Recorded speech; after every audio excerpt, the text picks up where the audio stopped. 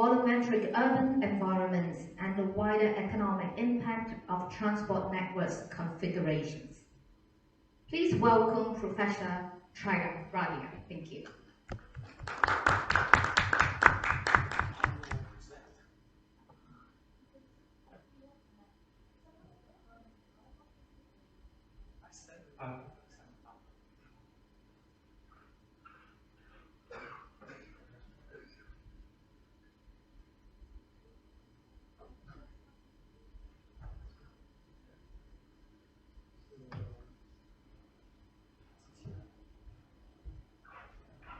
Okay, let me quickly introduce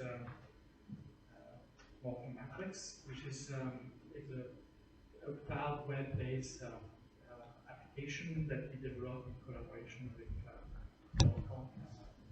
Faculty of Architecture at Base Matrix Design Consultancy and Functioning at the University. So, in short, in a way,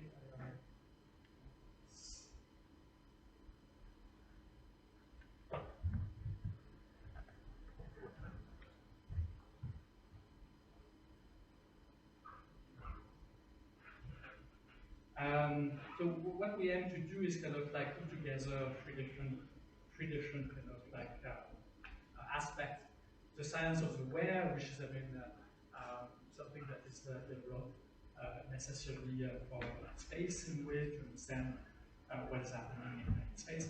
Then is how to intervene, so the design and making anything, and as well something that is coming a little bit more recently is like the ability to kind of like summarize research in a great speed, and how to translate those aspects of research in kind of insight. So the art and science of what we call spatial what if and ability to understand how we intervene. Our background is design, research, and urban technology, and so we've been involved in those different aspects for the last 10 or 20 years. In Hong Kong, it's been talked about quite a bit. There's a lot of data sets. I would say, data is one thing, so maybe the starting point, but there's a plethora of them. There's kind of like plenty, and questions like what to do and how to use it. How to kind of like maybe curate them, how to enrich them, how to kind of as well put them together from different departments, from different aspects, from different angles, to kind of like produce insight or practitioner and decision maker. So on the ground, there is a different kind of like needs, and it's not anymore about information.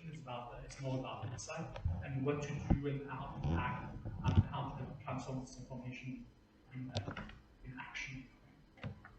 So the challenge at the moment, they are kind of like increasingly is more about kind of like what data is specifically, and then how to use it, and how to analyze it, and so on.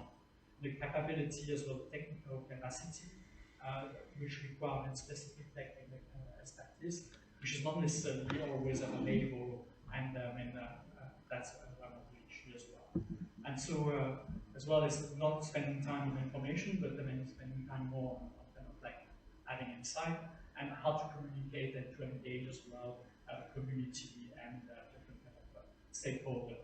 These are the challenges that are facing. So I think we are moving a little bit beyond the kind of like the necessity of data, but how to kind of like leverage them. So there's a lot of things happening in kind of like in technology. Why web-based and cloud? Because we have kind of like capacity of sharing, and you have kind of as well a capacity of computing. There's a lot of things that you cannot do on a desktop, and a lot of things that can be allowed on web capacity. So our vision, so this is creating something which is like almost like a word processor, AI hands that allow people to kind of like spend time more on kind of like understanding what is happening, and kind of like preparing and kind of like curating. So that's kind of like the process we go. So this is happening at a different level. So essentially is kind of as well be able to communicate complexities. Usually using 3D visualization, which are more kind of easier to understand and closer to life for everybody. So also kind of using cross-thematic. So you have many data that come from different departments. Questions like which one should I use and how do I kind of like put together and how do I make sense of them. So the sense making is part of what is the next stage and enabling people to kind of like make sense of those data sets and comparing them. So value in a way is always comparative. It's not absolute. It's always in relationship to different aspects and to comparison that we aim to kind of visualize. So we use, a lot of data sets that are kind of like available. So it's a question of how to analyze them and bring together, and then create scenarios. So the full stack in a way is kind of like aiming at creating a process that happen in the back end and let people kind of like on the front end spend more time on like use the information and transform that information into making sense and developing insight. So there's this thematic creation of data set, which is based on the analysis of research and how to translate that research, which is not obvious in a way, into insights for making decisions. So and then kind of as well focusing on impact and design vision and as well reporting. So we are a team that is kind of bringing together a practitioner and a researcher and a technologist, and then we have created this web-based change in the ways of workflow. So the aim is kind of like really changing the workflow and not spending time on kind of like manipulating data to prepare it, but having the data prepared in advance in a way, and then spending time more on getting insight. So I hope that gives you a brief overview of what the proposal is. And if you are interested, get in touch. Thank you.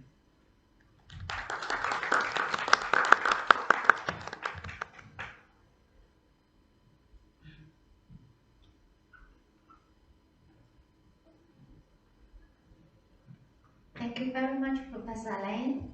Our next speaker is Mr. Leslie Lau, Business Director at Mapsys. Leslie is a prominent figure in the field of geographic information systems and indoor spatial intelligence. Now serving as a leader at Mapsys, Leslie has been part of the team driving the company's innovations in GIS technology. Leslie's proficiency lies in leveraging spatial data to craft inventive solutions for many organizations, spanning government bodies to commercial enterprises.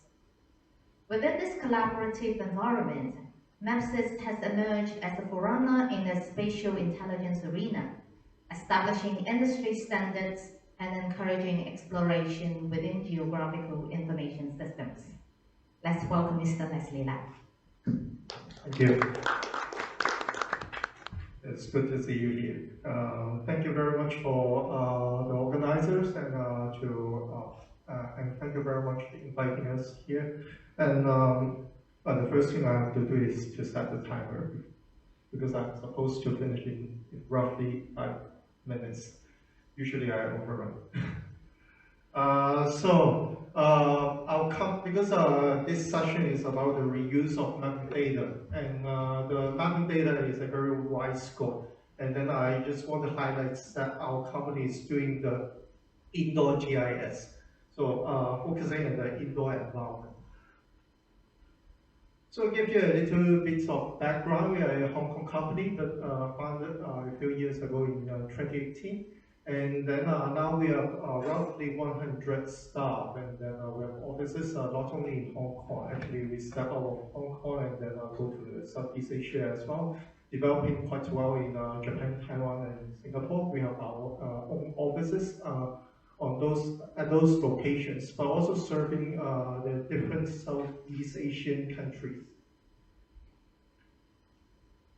So talking about talking about the indoor map data, and then we position ourselves as a platform company. So we do not only do the project-based, like doing a proprietary solution or developing a very dedicated application and then just for one venue. But then we position ourselves as like Google Map, but then focusing at indoor with more accurate information, more accurate indoor map data, and then provide the indoor positioning as well.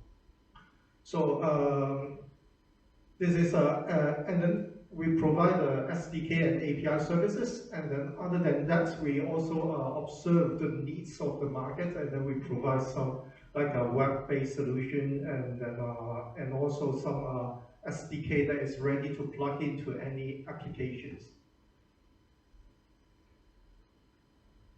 So further to that, we are also exploring the opportunities because everyone is talking about AI, ChatGPT, right? And then we are also exploring and testing on the integration with the different AI technology, leveraging the map data. So if you are interested, then you can we can chat a little bit more in the panel session. And then these are some of the use cases, like in Japan, we have digitalized more than 60 shopping outlets for Mitsui, and then they are, you know, when you go to Japan, when you go to the outlets to do the shopping, and many of them are Mitsui shopping outlets, and then in a few months we digitalize all of them, and their goal is to just put the coupons on the map, so that when you are there, you can see, okay, which shop sells the coupons.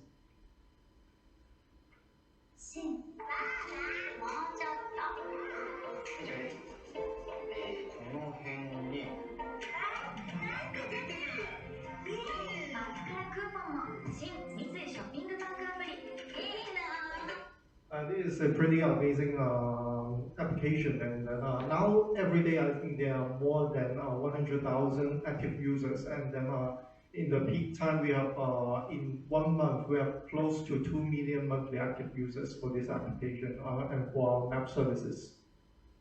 And also for Narita Airport, in I think 2 to 3 months ago, and then they switched their traditional map and then to our map. So when you go to the Narita Airport website, and then you can try it out. It has the wayfinding service, POI search, those common functions. And then we are also exploring the next phase of functions extensions with the Narita Airport, and also of course the other airports in Southeast Asia. And in Hong Kong, we also have the use case with Tycoon. If you download the application, and then if you click on the map button, previously it's the PDF floor plans, and now it is a digital floor plan database, and then you can browse through the museum, and then with their heritage exhibits, and also the different restaurants, and then you can also navigate real time around with the indoor positioning.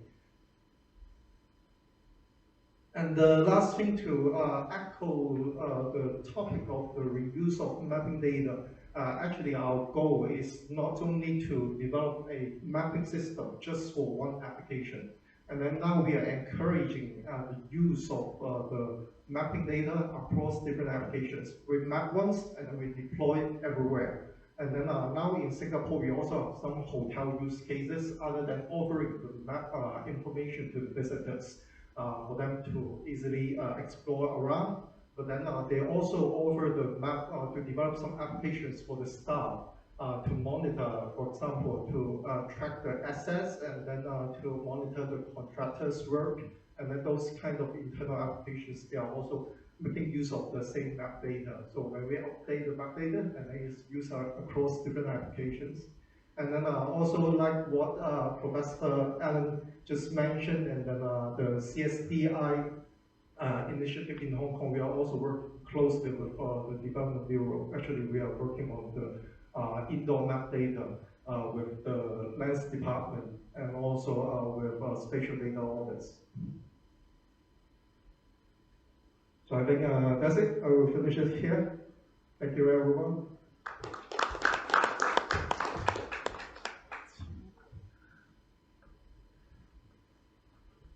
Thank you very much, Leslie, for showing us the capabilities of Map 6.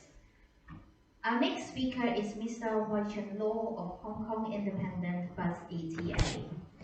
Chun is the founder of HKBus.app. He's passionate about utilizing open data in daily use applications. His current interests are applications in transport data, real-time traffic, and also mapping data in 3D maps. Let's welcome Mr. Law. Thank you very much.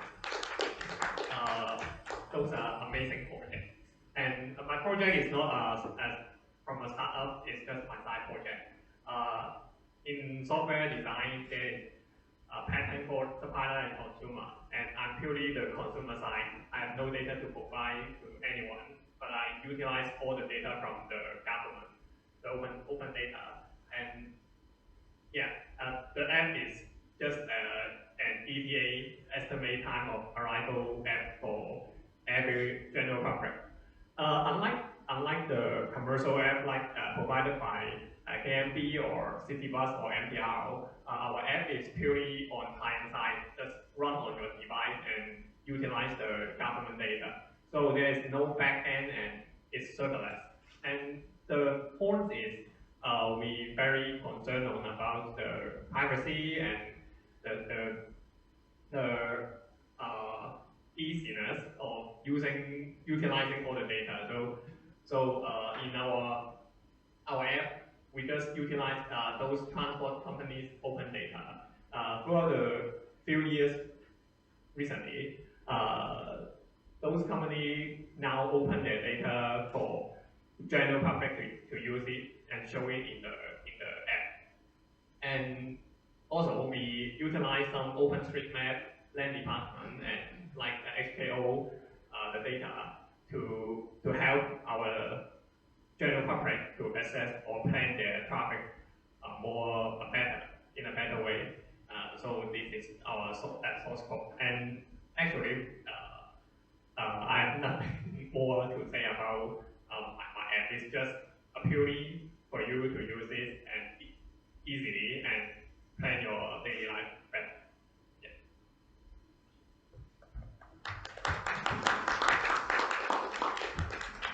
Thank you very much, Chun. Please take a seat there. So coming up, our panel discussions will be moderated by Dr. Leslie Lam. Dr. Lam has been active in surveying real estate and construction profession of Hong Kong. A chartered surveyor, Dr. Lam is one of the RICS Hong Kong Advisory Board members. Leslie has served in the Hong Kong government for over a decade. He then joined private sectors and is currently a director of Wingtide Properties Development Limited. Dr. Lam has been promoting new technologies including common spatial data infrastructure, building information modeling, and Internet of Things to the Hong Kong real estate and construction industry in recent years. Such technologies are proven in various countries to be practical tools in promoting smart city and sustainable and green building development for the society. So we have Dr. Lam, and we also welcome back Professor Alain, Leslie, and Chun in this panel discussion. Over to you. Thank you. I'm Leslie, another Leslie in this panel.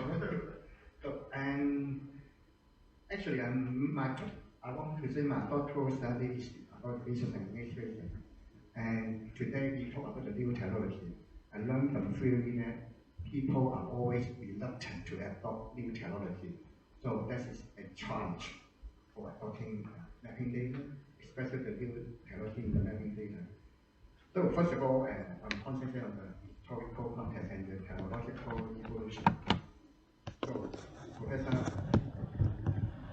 Yolari, you mentioned, and your research is about the changing the 2D map to 3D map.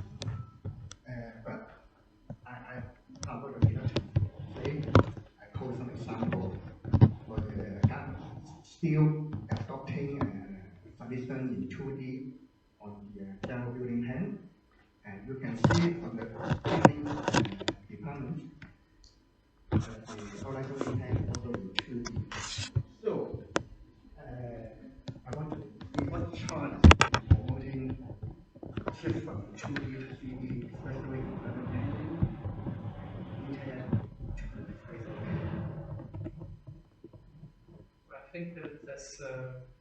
And that discussion has been happening in the last, I would say, 20 years in a way. So planning has always been 2D and then text-based, while in fact, I mean, we live in 3D and then people experience a city in 3D. So there's kind of a junction between as well how we conceptualize planning 2D and how we experience it as well. So I think it's a matter of, if we think about the generation that is this room and not people like me, but everybody has been playing with games which are in 3D. Everybody is kind of like rotating in 3D as well. The city, more than anywhere else, it's a 3D city. I think it's kind of very difficult to find this place today, for example. And there's been the case, and it's not for any reason that in fact I think as well, like I said, the question is a matter of time. Everybody conceive those things. It's a matter of time that those things are getting aligned. But I think the government is pretty kind of like on that side. They commission a 3D pedestrian network. We produce and this is the first in the world. I mean, most of them are. We went to see all at the time, and let's say we're not interested because in fact, I mean, most of the cities are key. They happen at the moment. But there's different situation. Like for example, in China, there's transport development, and what is happening around station where everything gets integrated. We are shopping mall, quite complex environment, quite sophisticated. So if you are born and bred into that environment, you cannot navigate what is really easy. If you are new, it's not so easy. So I think that's just kind of like is leading on that side. And I would say it's a matter of time. Thank you, Professor. I know that this department is start to adopting the EIM, that's the 3D submission, soon giving a chance. So another question is to the methods are last year. And for indoor mapping, I think the challenge on the navigation because on the open space, you can see the sky and you have GPS. But in the indoor, how to just do the navigation because you can't see the sky and you have no GPS, something like that. So can you elaborate more on how to do the indoor mapping?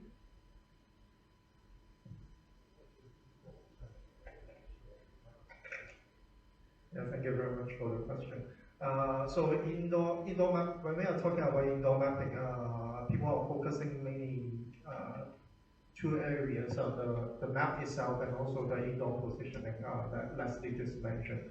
For the indoor positioning system, there are many, just many in the community. And then the popular ones are of course, the Beacon solution that's been implemented for more than 10 years, and then which is very common in the markets. There are some geomagnetic solutions, there are ultra-wideband solutions, and visual positioning, and then all these solutions. And then now, one of the latest technology that we are adopting is we are using the Wi-Fi fingerprint positioning. So the Wi-Fi fingerprint, when people hear Wi-Fi, okay, is that the triangulation system? And then what we are using nowadays is not the traditional triangulation system offered by the big brand of Wi-Fi router companies. And then because triangulation, I need to install a certain brand of Wi-Fi, and the calculation is inside the Wi-Fi system. And then the Wi-Fi fingerprints, when we talk about the fingerprint, is that we take all the Wi-Fi inputs as a signal source, and then we just observe the signal strength and the ESSID, and then as the pattern of a certain location. And then that's why we do not need to know where the Wi-Fi is installed, and then we also do not need to connect to the Wi-Fi. Just by this observation, and then we do the calculation, and then we know where people are at an indoor space. So the advantage is that for most of the environment, you do not need to do any additional hardware installation, because like in a more developed country, like in Hong Kong, everywhere that we access, more or less there is Wi-Fi signal. the Wi-Fi installed by the Hong Kong government, that's it. And then the Wi-Fi installed by the campus. The Wi-Fi you use for private purpose, there's some hidden SSID. So those are all the Wi-Fi signal emitted in the air, and then you can use them to position someone indoor. So that's the technology that we are adopting, because at the beginning we also study other indoor positioning technology, but then after that we are thinking about the scalability, because we to contribute to the smart city initiative, we are not only doing for one building or two buildings, we are doing for thousands of buildings. How can we do that? Well, we need to use the software technology to resolve the problem, and then that's how we do it. And then, of course, getting back a little bit on the map side, I want to highlight that everyone is focusing on the accuracy or positioning everywhere, but then there's some assistant tools for you to navigate around. Almost no one will keep looking at the phone, walking every steps, I can tell you. Because we are used to the guidelines are printed at the entrance and then on the wall, and then we remember the route, and then we just need the wrong direction. So positioning where you are is an advantage, but then it gives you some additional information. It helps you to navigate around. The usage is usually you look every maybe 30 seconds or 1 minute, and to know, oh, you don't get lost, and that's it. And then you have to know that one of the things that Emil pointed out at the beginning is that how to navigate here. This morning I spent some time to to find this road actually. So we also need the 3D information in the sense that we need to know which floor it is at. So now the project we are working with the Hong Kong government, the lands department for the CSDI initiative is indoor map with the ordinal information as well, with the floor information. So the correct routing across the floor is also one important data. Thank you. So CSDI is very important in the future Hong Kong. Yeah. Also, I got a question to John. And you mentioned, I can see your bus app and maybe your startup podcast is about real-time data processing. So what's the challenge doing real-time? Actually, our project is just utilizing the government data, while the data availability in the recent years is generally better and getting better and better. But I think currently we got the estimate of time of arrival of the bus or the ferry or MPR just by aggregated data, just the time, what time it will come in. And I think if the government or the data provider can provide actually the bus, the location of the bus or the location of the ferry, it would get a better job for our device to estimate what time it will come here. And I think this will be the next stage. And currently, as we are just client side, so the real-time processing is very limited. As just using our phone is hard to run an AI model with very limited data. So we just utilize all the data, and just for real-time processing, we just try to do something like route planning, like point-to-point, we develop an algorithm to get an estimated route for going from point A to point B. And the data is also from like land department or from the general open data government. And actually it's just 2D, but we have no idea how can we get accurate point-to-point estimation, because it's just 2D, but in Hong Kong there's very many mountains, and getting over it, we just draw a straight line in the map. And if we got the 3D spatial mapping, we can have a better estimation to like walk around or get a better estimation. So for currency, we just use the real-time processing is just focused on the 2D mapping. I can't share what kind of here, so 3D is more important because 2D is warm. Okay, so my next last question is about the current situation and the innovation. So Professor Janaria, about your more full-racist website, and the term is the complexity of multi-level spaces in Asia. It means maybe I'm not quite understand what it is, but is the current mapping solution can address the problem of the complexity of multi-level spaces in Asia?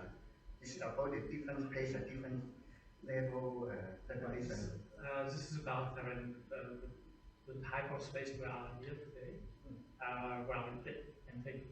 But okay, Hong Kong is a particular city, so it's a bit an outlier as a city.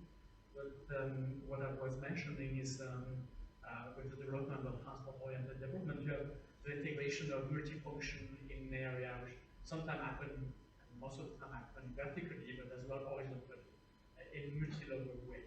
So this has happened, for example, in China in the last 20 years. I think there's about 6,000 metro stations that have been built.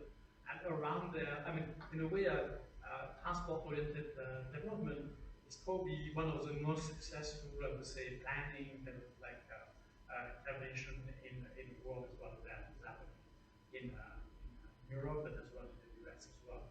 And depending on the density, I mean, in a high-density city, which is more on this side of the world in a way, but you can find it as well in Europe and less in the US, for example. You have this multi-level integration of the built environment. Both, I mean, you have housing, you have leisure, you have kind of retail, and so on. And it's not just vertical in one building, but it's horizontal. And it gets quite complex, that complexity. Now, if you look at how designer kind of like deal with that complexity, well, there's not much to have there. So starting is happening. So not only remapping, but by mapping as well, we get that you will be able to analyze it, to understand it better, and to design it better. So, for example, in the UK, there was some research that saying, in fact, people are not meant to deal with that complexity. And it's not quite the case in a way. People can deal with that complexity if they are kind of like, if it's well designed, they can navigate relatively easily, they can understand and so on. So there's depending how you design the space, this is quite difficult. This was quite difficult to find that as a place. But certain places that are in 3D are already fine as well. So in a campus, there's different places that are as well more accessible, kind of easy to find than this one. So we have capacity to deal with that. That's good. Thank you. Leslie. Oh, and you mentioned in your presentation you have worked with the SDO, Spatial Data Office, and Next Department for your project, mapping project. Right. So I want to know any problem, any challenge in the collaboration with them. I just imagine that it's just they are updated some map suitable for your indoor mapping.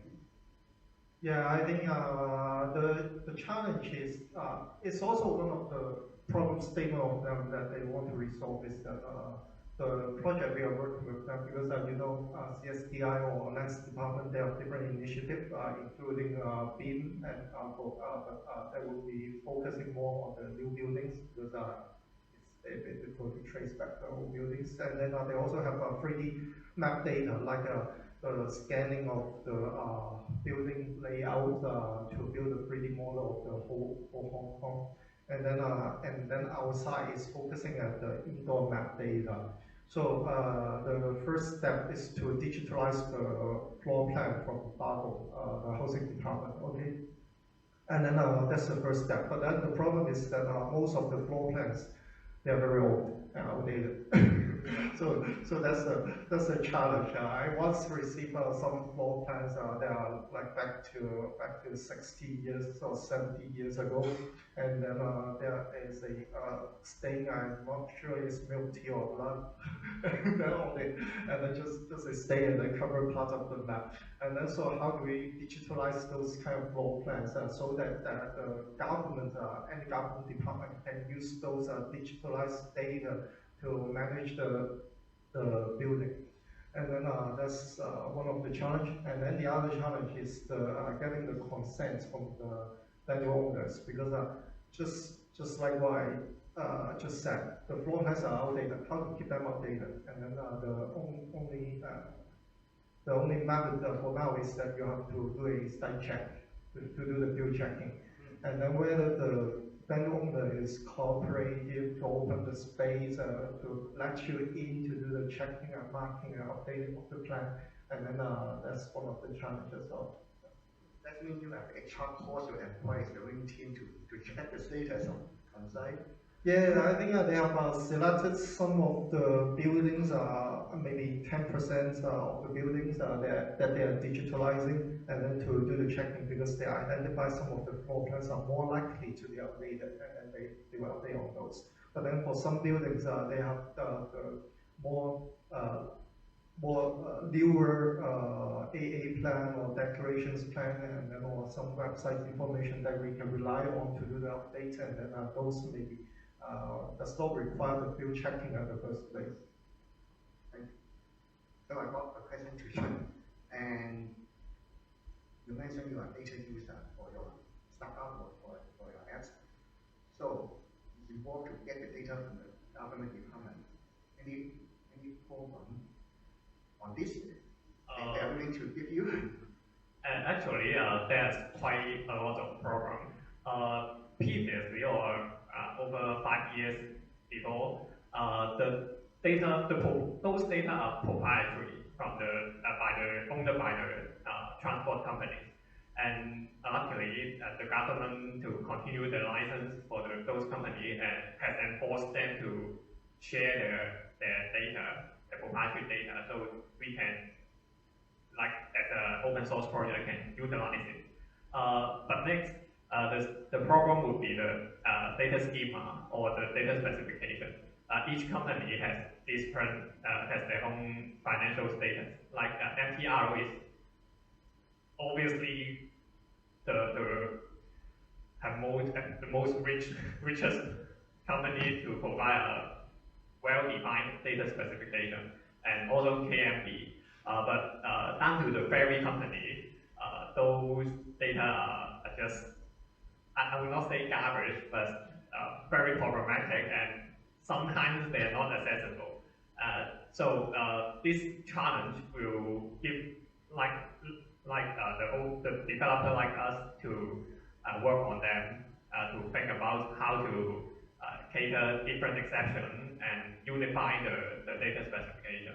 And actually, my work is I take quite a lot of time to merge those bus routes from cooperated by KMP and Citybus, merge them in different formats, and also utilize over all the transport company the data schema to unify them to a single unified version, and hence our app and the other app can use them properly. Yeah. Understand. Okay. And back to the Leslie, I want to ask, I'm from Europe, and I want several more. So I'm just thinking, for the future, can we got a free of charge enrollment so that can enhance our business on it? Yeah, many actually quite. I face a lot of developers, and then they ask pretty much the same questions, and then I would want to go back to the challenges of implementing our solution. Is that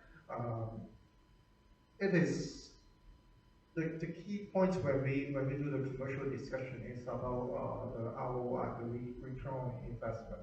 Sometimes for the spatial data or just for wayfinding map information, what's the ROI? And then it's very difficult to justify. I can tell you that at the beginning it's just to improve the user experience and to make them feel easier to navigate around. But then what's the ROI? How do we calculate that? It's just not possible at the beginning. So after that, we try to step one more step, and then we try to find out, okay, are we helping the vendor owner to save the cost, or are we helping them to generate more revenue? And then we do more study. One of the value that is beneficial to the vendor owner is that traditionally you have to update all those floor plans. Just imagine how much resources you're putting to updates those paper-based floor plan, maybe sticking at the wall at the entrance of the shopping mall, or updating the leaflets. Almost no one is updating the leaflets now. But then those are your costs, and then I can tell you that now so you raise a very good question, is that if we are using a very expensive, offering you a very expensive solution, yeah, and then no one will use it. That's why now we are trying to streamline we use hardware-free technology, and then we also streamline the map production process. I can tell you that in the last year, our company have digitalized more than 1,000 buildings.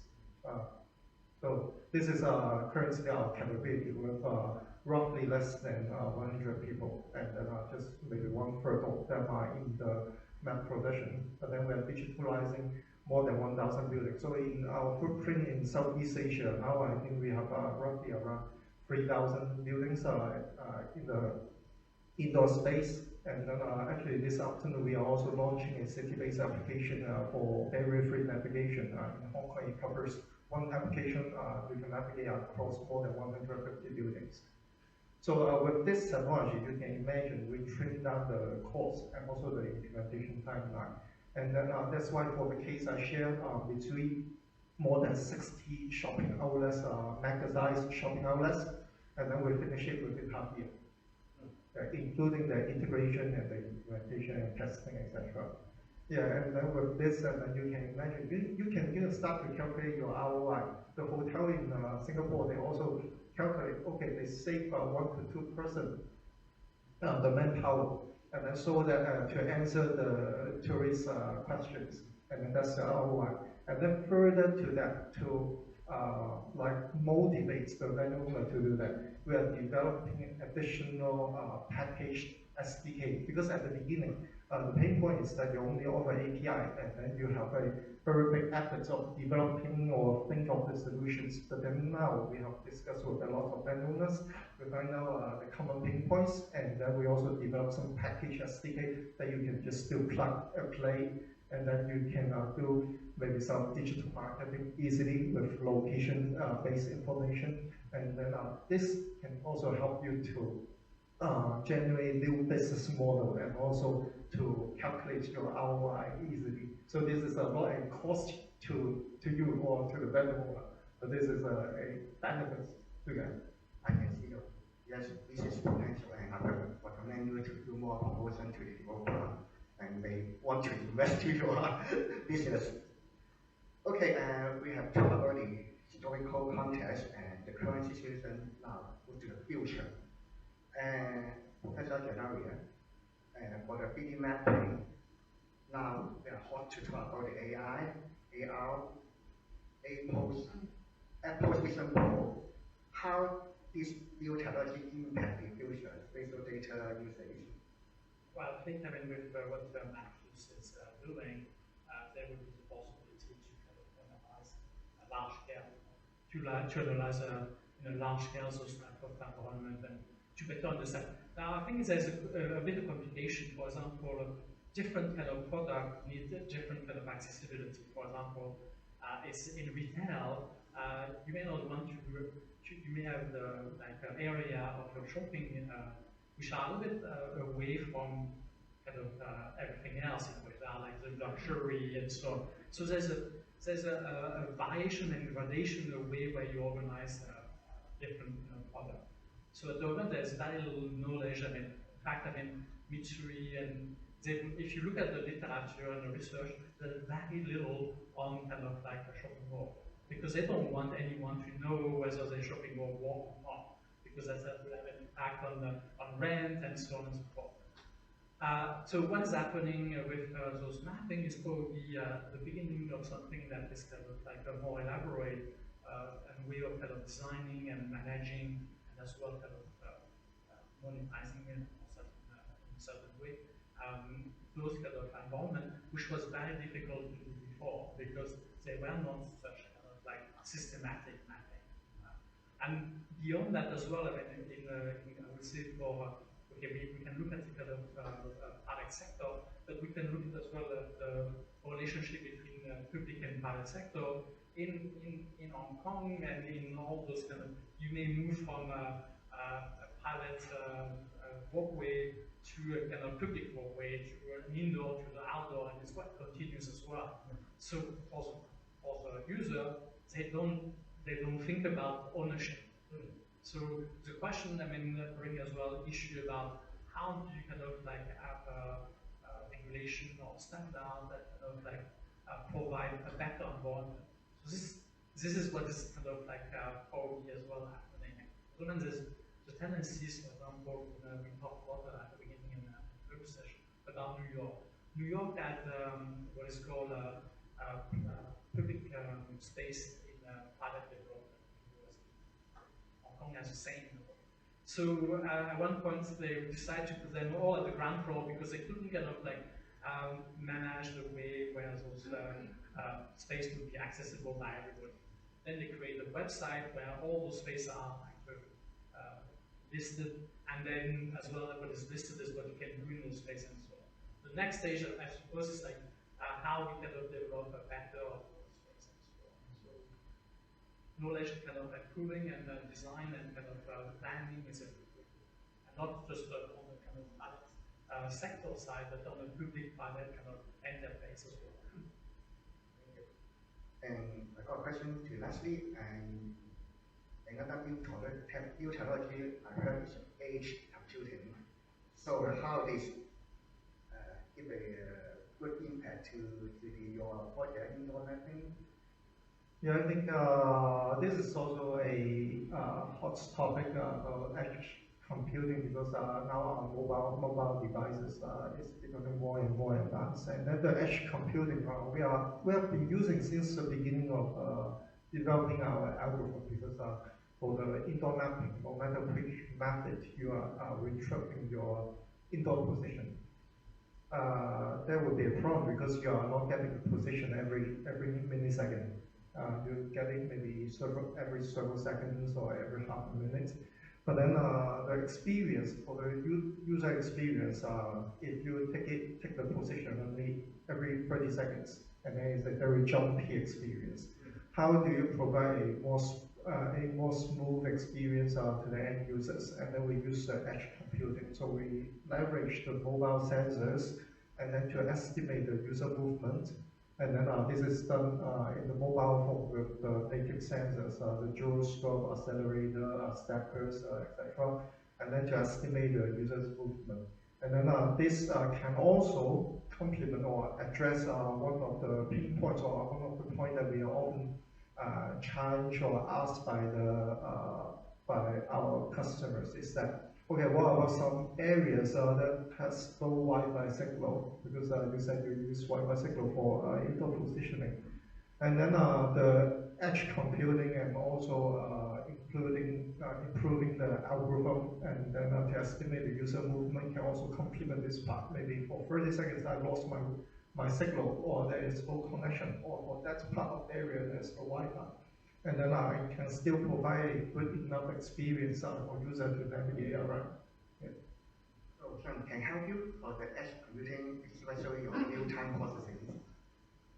Actually, edge processing and edge computing is costly for our project, and we are just thinking about how to utilize the edge computing. And our primary idea is to do some cloud sourcing, as our user space is mainly on real-time usage, and they may, like the other one, standing near to you will use our app, and maybe we can utilize the data of them to estimate whether the bus is full or not, and even more, we can project the traffic congestion for other general public to better know the route, the estimate time for their route. Yeah. Thank you. And so the more easy to use the data, people will fearless. I would say the fear to come. Where is my privacy? So Professor Joloria, I hope that edge computing can help to solve the privacy problem, ethical problems. Do you have any opinions on that? Edge computing, yeah, seems to be a good solution for, but I think, I mean, it's been mentioned, you can identify, re-identify very easily by kind of like cross kind of like, say, cross-referencing data. So I don't think, in a way, I mean, on the technological side, I mean, okay, the edge computing has been kind of like given as a way of going around that. But if somebody really wants to identify, nevertheless, I mean, maybe there is some legal like mean of deterring that aspect. There's nothing at the when they stop people can identify whether the edge because you can cross-reference many kind of type of data, and that's allowed people to identify. So that's still an open question, I think. So I think still got some time. I will allow 1 to 2 questions to the forum. Yes. Thanks. That's really fascinating presentations and talking. A couple of things I'd like to hear from you guys. One is nobody seems to actually talk about which of the mapping and Wi-Fi data is really open or which is proprietary. So that I think is an important issue for everyone who wants to consider doing this. The other thing is you touched on the issue of crowdsourcing. So I'd like to ask a broader question because I think if it's commercial, obviously can drive certain things, but it won't drive other things. So I'll give an example. Before I left Hong Kong U, we got a project, I don't even remember where the money came from, maybe in the Jockey Fund, basically about helping people to find playgrounds. So if you have a disabled child in whatever form of disability, how do you find a suitable playground for your child? And what I learned from that, which I hadn't understood before, is playgrounds are challenging because you've got all the government playgrounds, which are, again, not under a single department. You've got leisure and cultural ones, you've got housing department, you've got housing authority, but then you've got all the private developer playgrounds.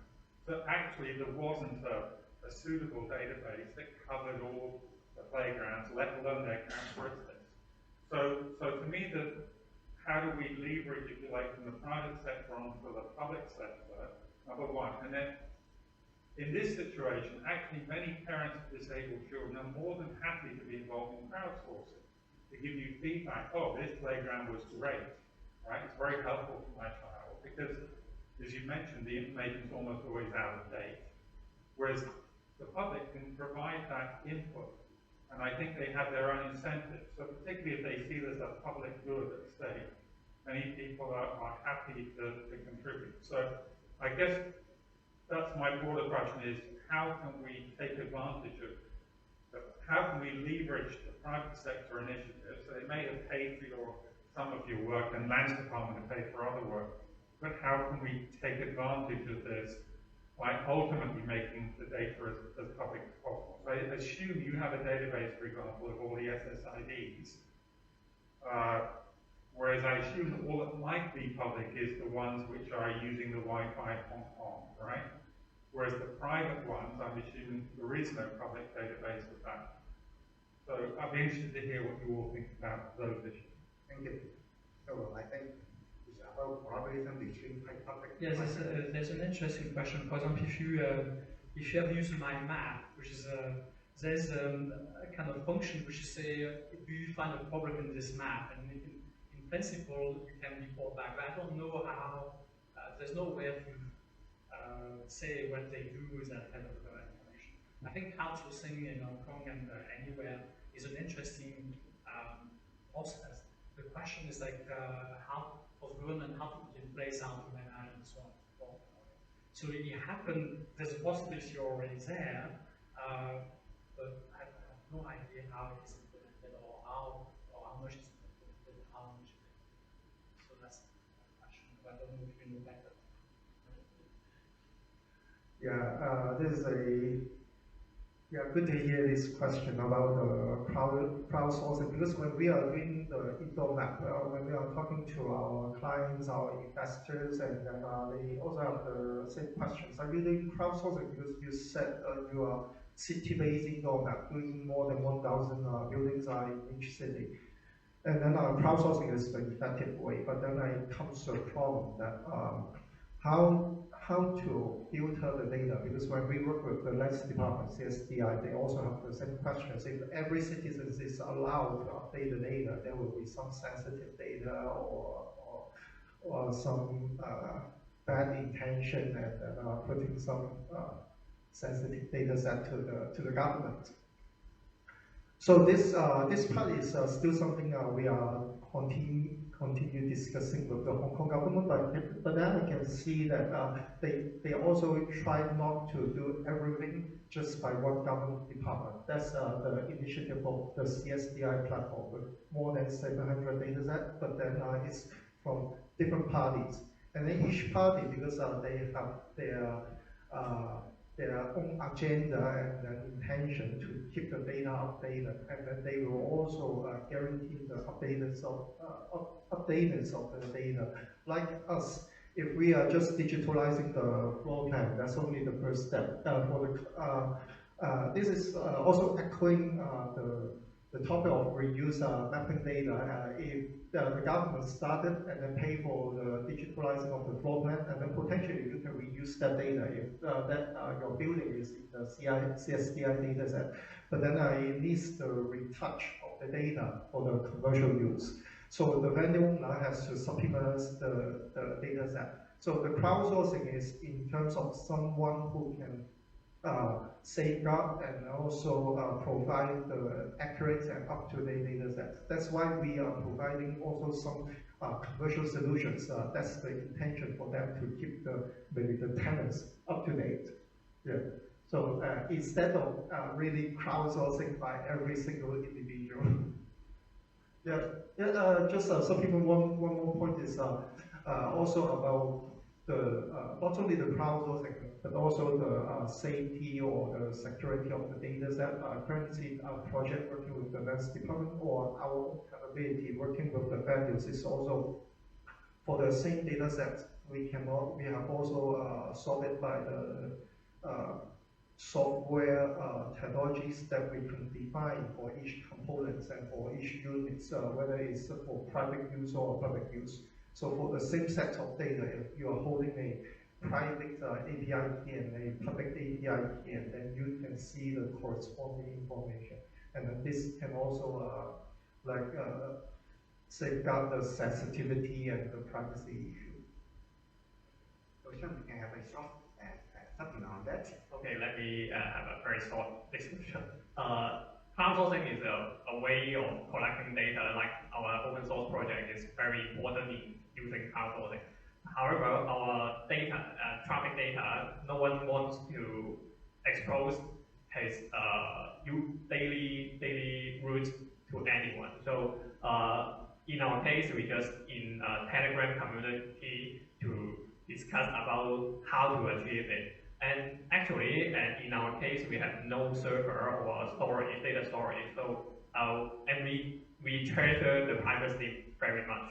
And in this case, we are still thinking and under discussion about how to make everyone can share its usage data to help the other one. So it's still in the discussion phase, and I think it's almost time.